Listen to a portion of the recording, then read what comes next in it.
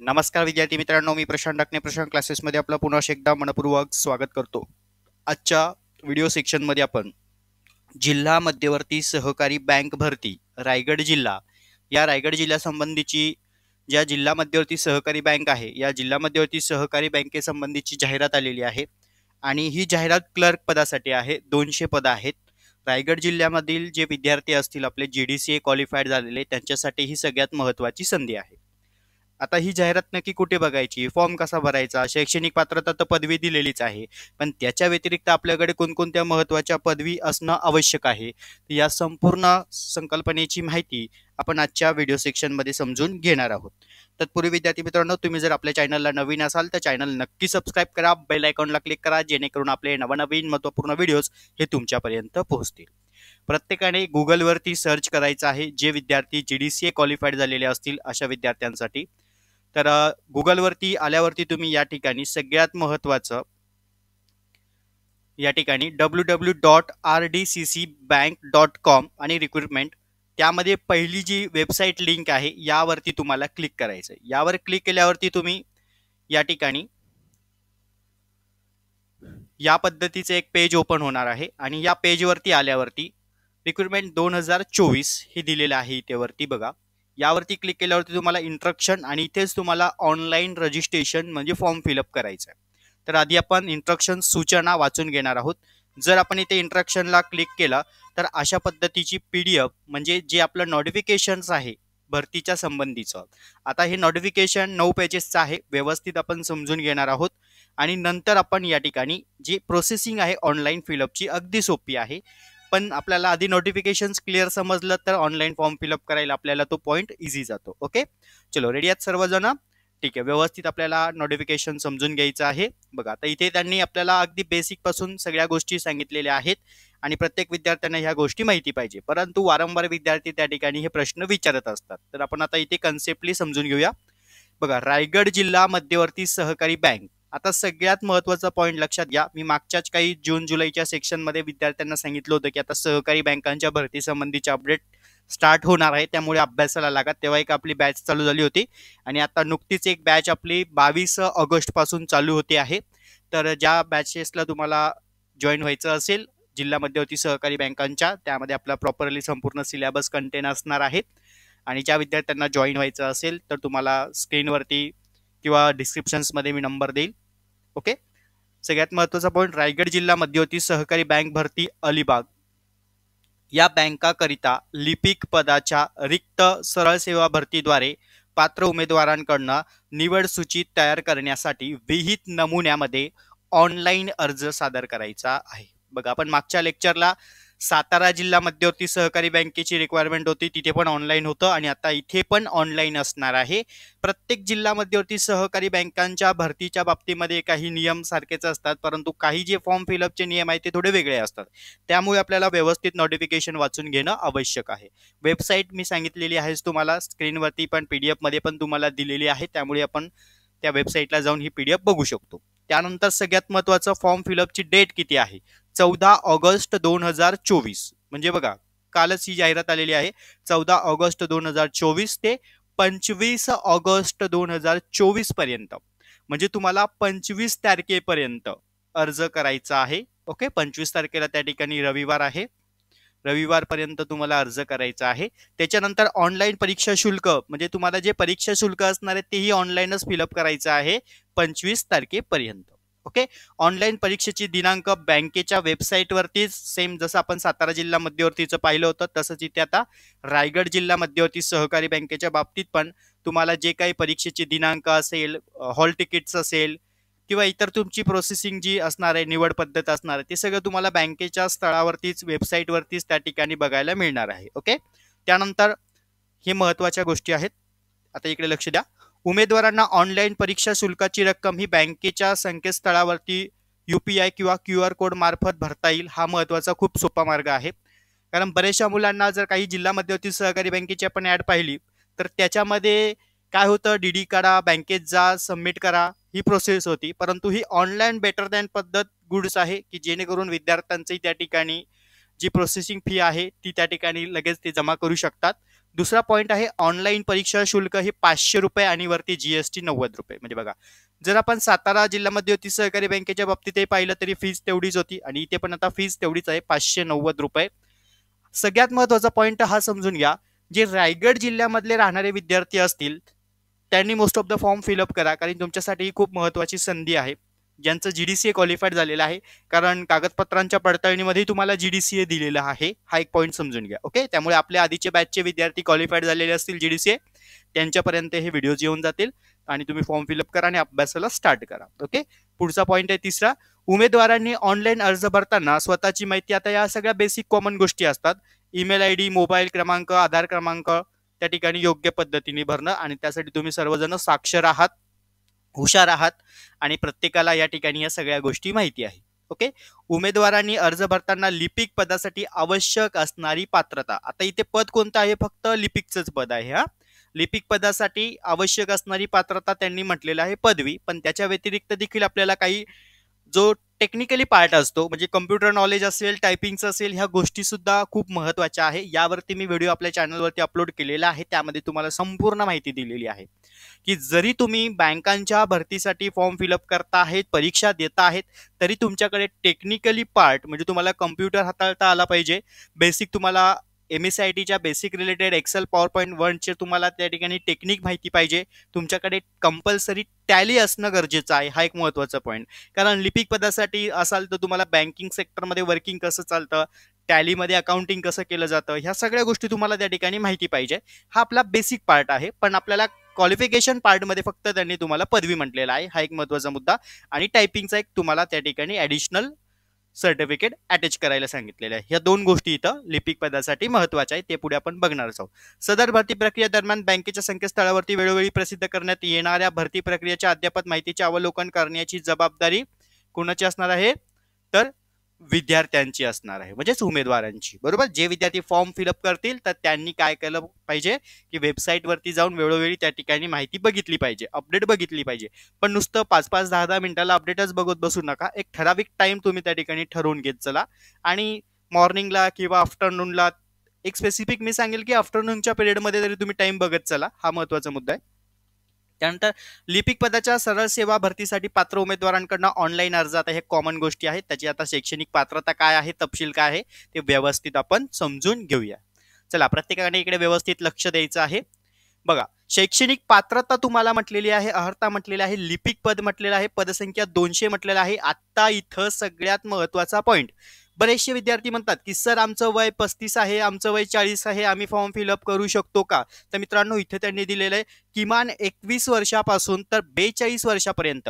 आता हा महत्त्वाचा पॉईंट इथे लक्षात घ्या, XYZ सहकारी बँक असेल किंवा पतसंस्था असेल, नागरिक सहकारी बँक असेल, कोणतीही असेल, आणि आपला एखादा उमेदवार बँकेमध्ये काम करतोय, सध्या लेटेस्टमध्ये वर्किंगला आहे, आणि त्याला तिथे जवळपास 4 वर्ष, 5 वर्ष, 3 वर्ष अनुभव त्याने घेतलेला आहे आणि वर्किंग काय करतोय, किंवा बँकिंग त्याचा अनुभव घेऊन तो दुसऱ्या वर्किंगमध्ये आहे, आणि त्याला आता ह्या जिल्हा मध्यवर्ती सहकारी बँकेचा फॉर्म फिलअप करायचा आहे. तर एक लक्षात असू द्या, आणि जर तुमचं वय या ठिकाणी 42च्या दरम्यान असेल तर तुम्ही या ठिकाणी रायगड जिल्हा मध्यवर्ती सहकारी बँकेसाठी अर्ज सादर करू शकतात. आणि जे विद्यार्थी ऑलरेडी बँकिंग वर्किंगला आहेत आणि त्यांना असं वाटतंय की आता आपल्याला जिल्हा मध्यवर्ती सहकारी बँकेमध्ये पण ट्राय करणं आवश्यक आहे, तर त्यांच्यासाठी ही महत्त्वाची संधी आहे. पण शैक्षणिक पात्रता फक्त आपल्याला काय म्हटलंय, कोणत्याही शाखेतील पदवी म्हटलंय, म्हणजे एनी ग्रॅज्युएट, कोणता BA, BCom, BSc, तुमचं जे 3 वर्षाचं ग्रॅज्युएशन झालेलं असेल त्यासाठी. पण काही बँकांच्या जिल्हा मध्यवर्ती सहकारी बँकांच्या आपण शैक्षणिक अर्हतेमध्ये जर पाहिलं तर BCom, MCom म्हणजे मोस्ट ऑफ द कॉमर्स फॅकल्टीमधले जास्त उचलले जातात. पण इथे तुम्हाला एक महत्त्वाची संधी आहे की कोणत्याही शाखेतील पदवी असणं गरजेचं आहे, हा महत्त्वाचा मुद्दा. आणि इथे जरी त्यांनी तुम्हाला फक्त म्हटलं आहे MSIT आणि काय म्हटलेलं आहे, शासन मान्यता प्राप्त संस्थेचे किमान 90 दिवसाचे MSITचं प्रमाणपत्र तुमच्याकडे असणं गरजेचं आहे. म्हणजे इथं एक लक्षात घ्या, मी तुम्हाला ही गोष्ट नेहमी आणि वारंवार सांगेल की लिपिक पद जर तुम्हाला म्हटलं तर इथं तुमचं ग्रॅज्युएशन म्हणजे पदवी तर कंपल्सरी असतीच हो, बरोबर की नाही. आता सगळेच विद्यार्थी पदवीधर म्हटले म्हणजे ते BA वाले येतील, BCom वाले येतील, BSc वाले येतील, हा महत्त्वाचा पॉईंट आहे. त्याच्यानंतर तुमच्याकडे MSCIT पण झालेलं असतं, बरोबर. एम-एस-सी-आय-टीचं सर्टिफिकेट पण तुमच्याकडे असतं संगणकाच्या संदर्भातलं. पण आमचे बरेचसे विद्यार्थी असे आहेत, की सर आम्ही एम-एस-सी-आय-टी 10वीलाच केलं होतं, पण आता आम्हाला बेसिक्स एक्सेलवरचं काही वर्डवरचं काम करायला लावलं, तर आम्हाला ते जमत नाही. पण एक मित्रांनो लक्षात घ्या, आता तुमच्याकडे कालावधी आहे. तुम्हाला परीक्षा द्यायची आहे, बरोबर. इथे फक्त डॉक्युमेंट्स तुम्हाला ऑनलाईन असणार आहे, ते सबमिट करायचं आहे. पण परीक्षा देत असताना तुमच्याकडे कॉम्प्युटर बेसिक नॉलेज पण असणं गरजेचं आहे. त्याच्यामुळे तुम्ही जर आधी काही जुनी तुमची एम-एस-सी-आय-टी झाली असेल, कारण ह्या गोष्टी खूप महत्त्वाच्या असतात. जर तुमचं लिपिक पदासाठी तुमची निवड झाली, तर तुम्हाला वर्किंग त्या ठिकाणी व्यवस्थित करता आलं पाहिजे.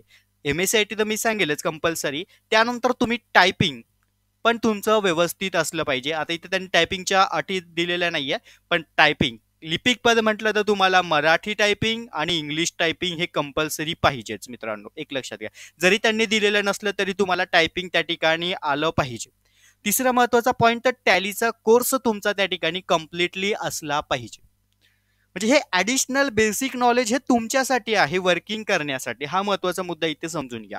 त्यांनी शैक्षणिक पात्रतेमध्ये फक्त तुम्हाला पदवी आणि एम-एस-सी-आय-टी विचारले बस एवढं पुष्कळ आहे.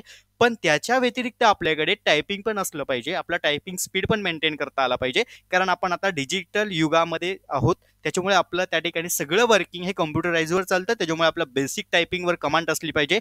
वर्किंगवर एक्सेल, पॉवर पॉईंटवर आपली कमांड असली पाहिजे. ह्या महत्त्वाच्या गोष्टी आहेत. या व्यवस्थित तुम्ही समजून घेणं गरजेचं आहे. जे लोक वर्किंग करतायत त्यांना ह्या गोष्टी कळाल्या असतील, मी का हे सांगतोय ते. पण जे नवीन विद्यार्थी असतील, त्या 200 मध्ये जर आपले काही विद्यार्थी सिलेक्टेड झाले तर त्यांना ह्या गोष्टी वर्किंगसाठी खूप आणि खूप महत्त्वाच्या असणार आहे. ओके. तर सगळ्यात महत्त्वाचा पॉईंट तुमचा या ठिकाणी लक्षात आला, की तुमच्याकडे पदवी कंपल्सरी पाहिजे. तुम्ही आर्ट्सवाले असतील तरी तुम्ही टायपिंग टॅली करूनच घ्या रे, कारण ते खूप महत्त्वाचे आहे तुम्हाला. ओके. त्याच्यानंतर पुढे वेतन श्रेणी इथे तुम्हाला त्यांनी दिलेली आहे. 11,400 पासून तुम्हाला या ठिकाणी वेतन श्रेणी स्टार्ट आहे आणि म्हणजे अंदाजे एकत्रित वेतन तुम्हाला 25,000 रुपये त्यांनी म्हटलेलं आहे. हा महत्वाचा मुद्दा आहे. ओके. थोडा प्रयत्न करा. हा महत्वाचा मुद्दा असणार आहे. इथे प्रयत्न केला तर तुम्हाला या सगळ्या गोष्टी तिथे क्लिअर होणार आहे. ओके. त्याच्यानंतर निवड कार्यपद्धती कशी असणार आहे, तर ऑनलाईन परीक्षा आहे. त्याच्यामध्ये सगळ्यात महत्वाचं सेम प्रोसेस असते. 90 मार्काची परीक्षा होणार आहे तुमची ऑनलाईन. ओके. 90 मार्काची ऑनलाईन परीक्षा. त्याच्यामध्ये पुन्हा तुम्हाला 10 मार्क म्हणजे टोटल तुमची 100 मार्काची होणार आहे. तर जी 100 मार्कांची टोटल होणार त्याच्यामध्ये 10 मार्कांमध्ये तुमची मुलाखतीसाठी असतील किंवा मग डॉक्युमेंट व्हेरिफिकेशनसाठी असतील, ते पुढे तुम्हाला देतीलच. पण आपण आता 90 मार्कांच्या सिस्टीम संबंधी समजून घेणार आहोत. आता बघा 90 मार्कांची तुमची गुणांची त्या ठिकाणी वस्तुनिष्ठ बहुपर्यायी प्रश्न असणार आहे, जे मी आता आपल्या चॅनलवरती लेटेस्टमध्ये टाकत आहे. काल पण एक व्हिडिओ टाकलेला आहे, ते व्यवस्थित समजून घेत चला. त्यानंतर ऑनलाईन परीक्षेसाठी तुम्हाला जो अभ्यासक्रम त्यांनी दिलेला आहे यामध्ये लक्षात घ्या. यामध्ये सगळ्यात महत्त्वाचं त्यांनी म्हटलंय गणित आहे, बँकिंग व सहकार आहे, सामान्य ज्ञान आहे, चालू घडामोडी आहे, कृषी व ग्रामीण अर्थव्यवस्था आहे, संगणक माहिती आहे, तंत्रज्ञान आहे, बुद्धिमापन चाचणी आहे. तसेच ऑनलाईन परीक्षेचे माध्यम त्यांनी बोर्डमध्ये करून दिलेले आहे आपल्याला इंग्रजी असेल. हा महत्त्वाचा मुद्दा आहे. जर तुम्हाला तिथे ऑनलाईनला इंग्रजी मराठी अल्टरनेट चेंजिंगचं ऑप्शन आलं तर चांगलंच बेटर दॅन आहे. परंतु मोस्ट ऑफ द पार्ट इथे त्यांनी इंग्रजी म्हटलं आहे. कदाचित त्यांची मिस्टेक असेल किंवा त्यांनी कंपल्सरी इंग्रजी केलं असेल, परंतु आपल्याला दिले नोटिफिकेशनमध्ये त्या पद्धतीने आपल्याला काय करावं लागेल, स्टडी स्टार्ट करावं लागणार. म्हणजे इंग्रजी माध्यम म्हटलेलं आहे. या संबंधीच्या बेसिक नोट्स जर तुम्हाला पाहिजे असतील तर आपल्याकडे अवेलेबल आहे. 85 30 80 42 74 हा आपला नंबर आहे. यावरती तुम्ही कॉन्टॅक्ट करू शकतात. आपल्या बॅचेस आहे त्या बॅचेस या ठिकाणी स्टार्ट झालेल्या आहेत. ओके. सगळ्यात महत्वाचं आपली एक नवीन बॅच असणार आहे, जी आता न्यू बॅचेस आहे, ती 22 ऑगस्ट पासून स्टार्ट होते आहे. ओके. यामध्ये संपूर्ण जिल्ह्यामध्ये होती सहकारी बँकांच्या सिलेबस कंटेंट आम्ही त्यामध्ये कव्हर करतो. त्यानंतर पुढचा महत्वाचा मुद्दा असणार आहे आपला कागदपत्र पडताळणी. आता कागदपत्रांची पडताळणी जर तुम्हाला करायची आहे किंवा मुलाखत पार्ट असणार आहे, हा कधी ज्यावेळेस तुम्ही ऑनलाईन परीक्षा दिल्यावरती, म्हणजे जी तुमची ऑनलाईन परीक्षा होणार आहे, या ऑनलाईन परीक्षेच्या तुम्हाला जे गुण पडणार आहेत, म्हणजे समजा 90 मार्क आहेत, हा महत्वाचा पॉईंट लक्षात घ्या. 90 मार्कांपैकी तुम्हाला जे मार्क पडतील ते प्लस तुमचे त्या ठिकाणी आता कागदपत्र पडताळणीसाठी तुम्हाला त्या ठिकाणी काय करणार आहे, ते एकास 3 प्रमाणे मुलाखतीस पात्र उमेदवारांसाठी ते बोलवलं जाईल. यामध्ये 2 याद्या डिक्लेअर केल्या जातात. एक प्रतीक्षा यादी पण असते त्याच्यामध्ये, कारण काही विद्यार्थ्यांचे जे डॉक्युमेंट्स व्यवस्थित नसतील तर त्यांना त्या ठिकाणी रिमूव्ह करून जे मुलाखतीसाठी किंवा डॉक्युमेंट व्हेरिफिकेशनसाठी जे ॲडिशनल जी त्या ठिकाणी पडताळणी प्रोसेसिंग ठेवलेली असते, तर त्यामधून ते मुलं मग पुन्हा बोलवले जातात इंटरव्ह्यूला. ओके, हा महत्त्वाचा मुद्दा आहे. इथे त्यांनी तुम्हाला सर्व माहिती दिलेली आहे. त्याच्यानंतर पुढचा महत्त्वाचा मुद्दा मुलाखतीसाठी. हा महत्त्वाचा पॉईंट आहे. बघा इथे आता मुलाखतीसाठी तुम्हाला काय करणार आहे, ते तुमची 90 मार्काची परीक्षा झाली. ओके, डॉक्युमेंट व्हेरिफिकेशनचा पार्ट असेल. डॉक्युमेंट व्हेरिफिकेशनच्या पार्टमध्ये त्यांनी क्लिअर केलेलं आहे की बँकेच्या संकेतस्थळावरती त्या गोष्टी प्रसिद्ध करण्यात येतील. मुलाखतीचे पात्र उमेदवार कोण असणार आहे, आसन क्रमांक, या सगळ्या गोष्टी. पण हे कोणत्या बेसिसवर ठरवलं जाईल, तर तुमच्या ऑनलाईन जी झालेली परीक्षा असणार आहे 90 गुणांची त्यावरती. त्यानंतर पुढे मुलाखतीसाठी तुम्हाला कागदपत्र पडताळणीमध्ये मुलाखतीस पात्र होणाऱ्या उमेदवारांची बँक गठीत समितीकडून मुलाखत घेतली जाईल. बघा मुलाखत घेतल्यावरती त्या ठिकाणी उमेदवारांना मुलाखतीस गैरहजर राहिल्यास तो अंतिम निवडीस पात्र राहणार नाही. जर तुम्ही गैरहजर राहिलात तर तुमची निवड त्या ठिकाणी होणार नाही. ज्या विद्यार्थ्यांची निवड होईल त्यांच्या बाबतीमध्ये मी सांगतोय. ओके, आता सदर मुलाखत तुमची 10 गुणांची असणार आहे. आता त्या 10 गुणांमध्ये पण काय केलेलं आहे बघा, 2 पार्ट त्यांनी केलेला आहे. जी तुमची 90 मार्कांची काय असणार आहे, ऑनलाईन, बरोबर, आणि 10 मार्कांची म्हणजे 10 गुणांची तुमची परीक्षा असणार आहे. त्या 10 गुणांमध्ये तुमचं काय केलं, त्यांनी 2 पार्ट केलेले. आता पहिल्या पार्टमध्ये त्यांनी काय म्हटलेलं आहे, 10 पैकी 5 गुण संबंधित उमेदवारांना खालील शैक्षणिक कागदपत्रतेसाठी देण्यात येतील. मग आता 10 गुण जे तुमचे असणार आहे, त्या 10 गुणांमध्ये तुम्हाला काय केलं जाणार, 5 गुण जे तुमचे असणार आहे ती कागदपत्र पडताळणी म्हणजे कागदपत्र, आणि 5 गुण तुमचे जे असणार आहे ते मुलाखतीसाठी असणार आहे. ओके, पॉइंट लक्षात आला. आता इथे तुम्हाला मी शेड्यूल वाईज सगळं समजून सांगतो म्हणजे तुमच्या लक्षात येईल. बघा आता एक आपण इथे बेसिक गणित समजून घेऊया. सगळ्यात महत्वाचा पॉइंट आता या ठिकाणी,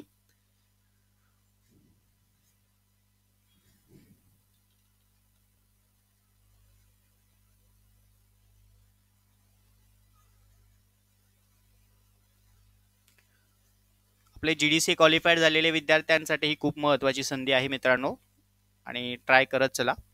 सगळ्यात महत्वाचं बघा, आता 90 मार्कांची तुमची ऑनलाईन, बरोबर, आणि त्यामध्ये 5 मार्क तुमचे मुलाखतीसाठी आणि 5 मार्क तुमचे या ठिकाणी कशासाठी असणार आहे, कागदपत्रासाठी असणार. म्हणजे टोटल एकूण तुमचे किती झाले, 100, बरोबर.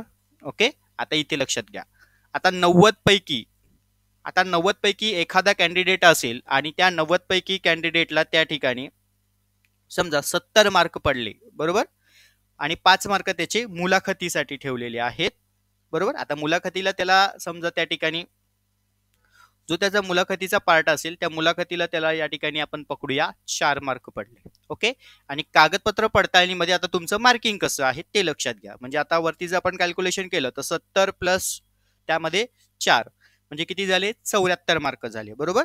आणि आता तुमचे त्या ठिकाणी काय असणार आहे बघा, आता तिथे तुमचं काय आहे, कागदपत्र पडताळणी. म्हणजे बघा मुलाखतीमध्ये शैक्षणिक अर्हता 5 गुणांचे गुणावर त्या ठिकाणी भर केलेले शैक्षणिक अर्हतेमध्ये तुम्हाला त्यांनी संधी दिलेली आहे. आता इथे कोणत्याही शाखेतील पदवी असेल तर तुमचा 1 मार्क, म्हणजे आता इथे कंपल्सरी तुमचा 1 मार्क झाला. ओके, म्हणजे किती झाले टोटल आता तुमचे 75, वरती आपले 74 क्लिक आहे ना, बरोबर की नाही. हे बघा आपण आता इथे कॅल्क्युलेशन कोणतं करतोय, तुमचं शैक्षणिक पात्रतेच्या संबंधीचं. त्यामध्ये बघा मी इथे म्हटलो ना, मराठी इंग्रजी टायपिंग शैक्षणिक पात्रता तुमच्याकडे कंपल्सरी असणं आवश्यक आहे. त्यानंतर तुमच्याकडे विशेष पदवी, जर बीकॉम असेल, बीएससी ॲग्री असेल, पुढे तुम्हाला दिलेले बीटेक कम्प्युटर्स वगैरे वगैरे ह्या सगळ्या गोष्टी तुमच्याकडे असेल तर त्याला 1 मार्क आहे. म्हणजे तुमचे 2 मार्क बघा, 5 पैकी या ठिकाणी आता तुमचे किती मार्क कम्प्लिटली होत आहे, 2 झाले. HDCM आणि DCBN, ओके, ह्या जर कोर्स तुमच्याकडे असेल, हाऊसिंग रिलेटेड आहे, डिप्लोमा मॅनेजमेंटच्या संबंधीचे कोर्सेस आहे कॉपरेटिव्ह सेक्टर मधले, ते जर सर्टिफिकेट तुमच्याकडे असेल तर 1 मार्क तो होणार. आणि GDCA बघा, आपले क्वालिफाईड झालेले विद्यार्थी, तुमच्याकडे GDC अँड A आहे तर तुम्ही 1 मार्क तुम्हाला तिथे असणार आहे. तुमच्याकडे टायपिंग असेल तर तुम्हाला 1 मार्क तिथे असणार आहे, बरोबर. आता जर इथे आपण कॉमर्सच्या विद्यार्थ्यांच्या बाबतीत विचार केला तर त्यांचा हा 1 मार्क इथे फिक्स झाला. त्याच्यानंतर विशेष बीकॉम आहे किंवा पदवी आहे तुमच्याकडे, विशेष पदवी, त्याचा 1 मार्क झाला. GDC आहे तुमच्याकडे त्याचा 1 मार्क झाला. टायपिंग तर कंपल्सरी पाहिजेच ते तुमच्याकडे असणार. म्हणजे 4 मार्क जर तुम्ही इथे पाहिले, एक लक्षात घ्या, हे पण 4 मार्क तुमचे या ठिकाणी क्लिअर झालेले आहेत. म्हणजे कमीत कमी तुमचे 3 ते 4 मार्क कंपल्सरी मुलाखतीच्या वेळेस जी शैक्षणिक अर्हता दिलेली आहे त्याच्यामध्ये ते ॲडिशनल ॲड होणार आहे. पण मेन तुमचा फोकस कुठे असणार आहे? 90 गुणांच्या ऑनलाईन परीक्षेला. तिथे तुम्हाला चांगला स्कोर करणं आवश्यक आहे. ओके. हे 10 मार्क तर तुमचे 10 पैकी तुम्हाला ऑप्शनली आपण समजून जायचं की तिथे आपल्याला 7 ते 8 मार्क कसे आरामात भेटणार आहे. पण 90 मार्कांच्या ऑनलाईन परीक्षेमध्ये तुमचं स्कोरिंग जास्त आला पाहिजे.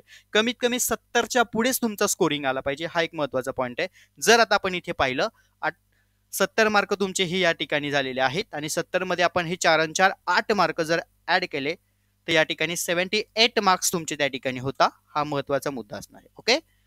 म्हणजे तुम्हाला मार्किंग मेथड पण कळली पाहिजे. 78 मार्क तुमचे बघा या ठिकाणी 78 मार्क हा पॉइंट आहे.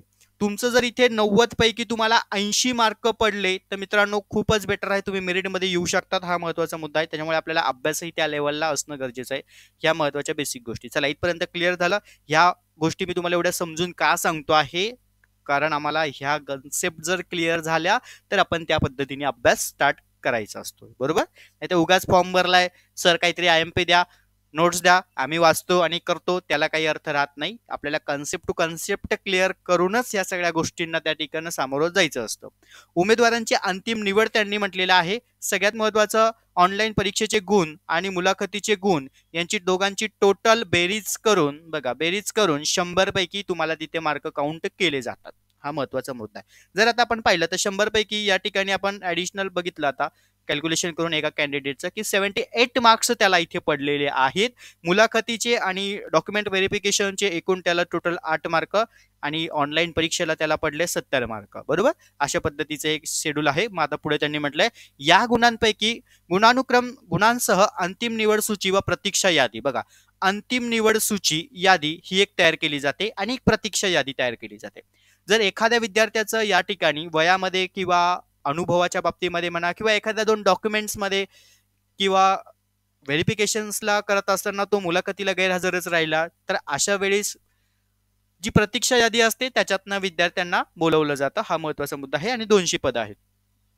त्यानंतर पुढे बघूया आपण.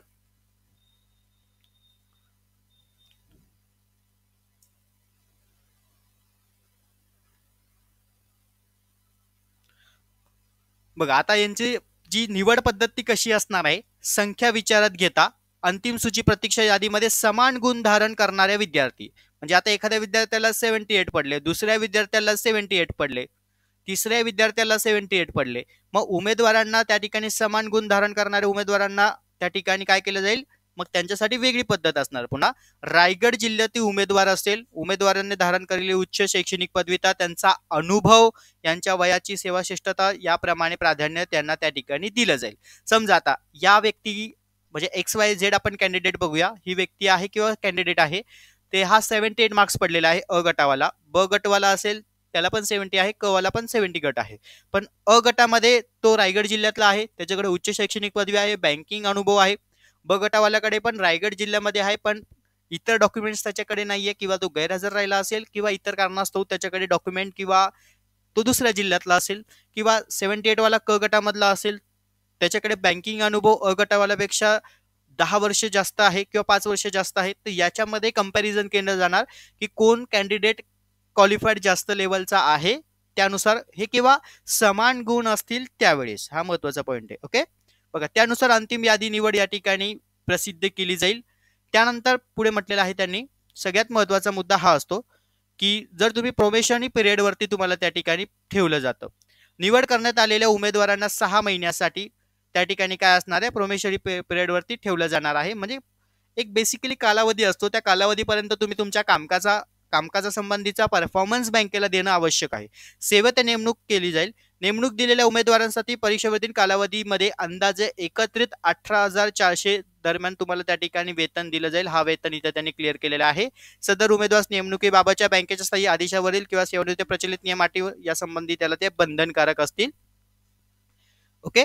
चलो पुढे आता ऑनलाईन पद्धतीची माहिती. शुल्क हे आपण वरती पाहिलंच 590 आहे. पण जो महत्त्वाचा पॉईंट होता हा तुमच्या लक्षात आला असेल मित्रांनो, ही बाकी सगळी ऑनलाईन प्रोसेस आहे. कशा पद्धतीने फिलअप करायचं आहे ही इथे त्यांनी व्यवस्थित माहिती दिलेली आहे वेबसाईटवरती. आणि आता तुम्हाला वेबसाईटवरती गेल्यावरती आपल्याला या ठिकाणी बघा, ज्या ठिकाणी आता मी मगाशी तुम्हाला सांगितलं की ऑनलाईन अर्जाच्या संबंधीचा पॉईंट, इथे रिक्वायरमेंट असेल, रिक्वायरमेंटला क्लिक केलं की तुम्हाला ऑनलाईन रजिस्ट्रेशन आहे, बरोबर. मग आता ह्या ऑनलाईन रजिस्ट्रेशनच्या पार्टमध्ये तुम्हाला त्यांनी माहिती दिलेली आहे, ती समजून घेणं आवश्यक आहे. बघा आता या ठिकाणी सेम प्रोसेसिंग आपण जी माहिती पीडीएफ मध्ये पाहिली तीच इथे ऑनलाईन प्रोसेसिंगला आहे. 14 ऑगस्ट ते 25 ऑगस्ट पर्यंत तुम्हाला फॉर्म फिलअप करायचे आहे. या दरम्यान ऑनलाईन परीक्षा शुल्क त्या ठिकाणी 25 ऑगस्टचं लास्ट डेट आहे. या सगळ्या गोष्टी पाहिलं, जीएसटी वगैरे हे सगळं पाहिलं. खाली तुम्हाला जे नोटिफिकेशन पीडीएफ मध्ये दिले या सगळ्या गोष्टी इथे दिलेल्या, वेतन श्रेणी वगैरे, निवड पद्धत तुमची कशी असणार ही सर्व माहिती तुम्हाला पीडीएफ सेक्शन मध्ये त्यांनी दिलेली आहे. आता हे सर्व स्क्रोलिंगली तुम्ही खाली करत आलात की तुम्हाला त्या ठिकाणी बघा ऑनलाईन अर्ज, ऑनलाईन परीक्षेचे शुल्क भरण्याची पद्धत ती पण त्यांनी इथे तुम्हाला दिलेली आहे. आणि ही सर्व प्रोसेस तुम्ही खाली वाचत आला, पीडीएफ मध्ये आपण समजून घेतलेली, पण पुन्हा एकदा तुम्हाला वाचायचं असेल तर वाचू शकता. त्याच्यानंतर इथे सगळ्यात म्हटलेलं आहे तुम्हाला I have read and agree, बरोबर. ह्या वरच्या सगळ्या सूचना तुम्ही वाचल्यात आणि तुम्हाला त्या मान्य आहेत. मी सूचना वाचल्या आहेत आणि त्या मला मान्य आहेत, त्यामुळे मी या ठिकाणी क्लिक करतो. आय ॲग्री वर क्लिक करायचं आणि पुढे नेक्स्ट म्हणायचं. ओके, आता पुढे नेक्स्ट म्हणल्यावरती इथे आपल्याला दोनच ऑप्शन दिलेले आहे, टेन्शन घेऊ नका. एक तुम्हाला तुमची पूर्ण पर्सनल इन्फॉर्मेशन फिलअप करायची आहे आणि सेकंडला तुम्हाला पेमेंट करायचं आहे, बस एवढंच मेथड आहे. इथे तुमचं लास्ट नेम, फर्स्ट नेम आणि मिडल नेम. शक्यतो एक पॉईंट लक्षात घ्या, या नोटिफिकेशन मध्ये एक पॉईंट त्यांचा मिसिंग होता की जर काही महिलांच्या बाबतीमध्ये नावामध्ये जर काही बदल असेल तर त्या संबंधीचं तुम्ही काळजी घेणं आवश्यक आहे, कारण परत तुम्हाला प्रॉब्लेम क्रिएट नको व्हायला. ओके, खास करून तुमच्याकडे गॅझेट वगैरे किंवा मग मॅरेज सर्टिफिकेट या गोष्टी आवश्यक असणं गरजेचं आहे.